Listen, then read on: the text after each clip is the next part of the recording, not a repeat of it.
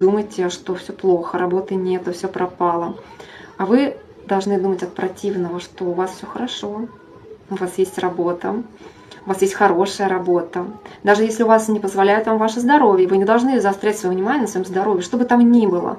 Что бы там ни было, вы должны себе говорить, что у меня отличное здоровье, я работаю, я зарабатываю, я живу в изобилии, я живу в богатстве. И это будет работать. Я вам говорю на своем примере, через что проходила я. У меня была ситуация, были ситуации, когда я не могла ходить на работу, вот, разные обстоятельства, и маленькие дети, и по состоянию здоровья, да, я не могла зарабатывать деньги, но мне нужно было как-то жить, как-то выживать, нужно оплачивать квартиру, да, и все такое. Я просыпалась утром, и вот первый момент, когда первый момент пробуждения, я себе стала говорить, что я богата,